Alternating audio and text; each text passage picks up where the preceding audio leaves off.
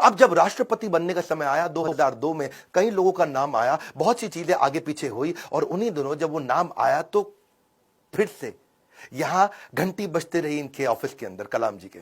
और जब ऑफिस में घंटी बजती रही, किसी को नहीं पता चला तो किसी ने, इनके वाइस चांसलर ने इनके यूनिवर्सिटी में जाके भाग के कलाम जी को बोला, अरे कलाम जी आपके यहां प्रधानमंत्री जी का फोन आ रहा है बार बार।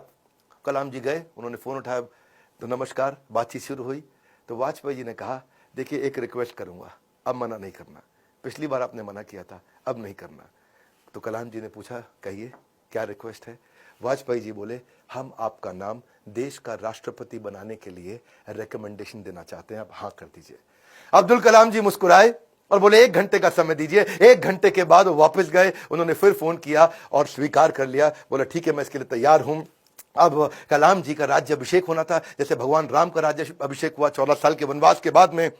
और भगवान राम जब वापस आए और उनका अभिषेक, तो अभिषेक के समय पर उनके भाई ने उनसे पूछा कि आप किस किस को राज्याभिषेक में बुलाना चाहते हैं। तो भगवान ने बोला, 14 साल में था नहीं, मेरे यहाँ कोई दोस्त है नहीं, और जो हमारे दोस्त थे उन सबको आप जानते ही हैं, आपने सबको इन्वाइट कर ही लिया होगा। और इतने में भगवान राम ने कहा, हाँ पर इस वनवास के दौरान मेरा एक दोस्त बना था।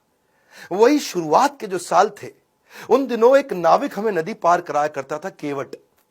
वो केवट ने हमारी बहुत मदद करी है, वो हमारा मित्र है, उस केवट को बुला के लाओ राज्याभिषेक में। और केवट को लाके सबसे आगे भगवान राम के उस राज्याभिषेक में बुलाया गया था। ठीक उसी प्रकार जब अब्दुल कलाम जी से पूछा गया कि अब आपका भी राज्याभिषेक हो रहा है, you are going to become president of India, और कलाम जी ने कहा, आपने जिस जिसको बुलाना था सबको बुला लिया है, मेरे 2 ही मित्र हैं। जब मैं साउथ में रहा करता था तो उस समय एक मोची जो मेरे जूते बांधने में फटे जूते होते थे, उसने मेरी बहुत मदद करी, वो मेरा मित्र है, उसको बुला लीजिए।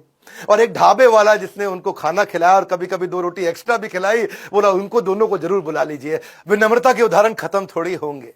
आमतौर पर जब व्यक्ति बड़ा होता है या राष्ट्रपति बन जाता है तो कहीं कहीं ट्रक लेकर के राष्ट्रपति भवन जाता है और कहीं मल्टीप्लाइड एक्स्ट्रा ट्रक लेकर के बाहर निकलता है। पर अब्दुल कलाम जी केवल एक मात्र ऐसे राष्ट्रपति थे जो 2 सूटकेस से भवन में गए थे और निकलते वक्त 2 ही सूटकेस लेकर के भवन से वापस आए थे। उनकी कुल संपत्ति में क्या था? कुछ नहीं था। एक रामेश्वरम में उनका पैतृक घर जो उनके पिता ने बनाया था, 2500 उनकी किताबें, एक वीणा जिसको बजाने में उनको बड़ा आनंद आया करता था, वीणा बहुत बजाते थे, एक उनकी कलाई की घड़ी, एक CD प्लेयर जिसमें वो भजन सुना करते थे, एक लैपटॉप था, 6 कमीजें जिनमें 3 तो DRDO की दी थी, 3 उनकी खुद की थी, 4 पेंट थी टोटल, जो 2 DRDO की दी थी, 2 उनकी खुद की थी, 3 सूट थे और 1 जोड़ी जूता। हाँ, लेकिन उनके पास खास बात क्या थी? 40 डॉक्टरेट थी। खुद PhD की पढ़ाई कभी नहीं करी, कोई मेडिकल PhD की पढ़ाई नहीं करी, पर जिस यूनिवर्सिटी जाते थे लोग उन्हें डॉक्टरेट देते थे। लॉ, इंजीनियरिंग, साइंस, कितनी तरह की doctorate, Padma Bhushan, Padma Vibhushan, Bharat Ratna, Veer Savarkar award, Ramanujan award, कई प्रकार के उनको अवार्ड मिले।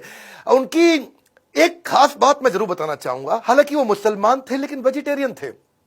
उनका बड़ा प्रेम था, एनिमल्स आर एंजल्स विद फर। पक्षी जगत पर्यावरण का सूचक होता है। कलाम जी क्या कहते थे? वो पर्यावरण का सूचक है और अगर वो मुसीबत में है तो समझ लेना कि अब हमारे भी बुरे दिन दूर नहीं है।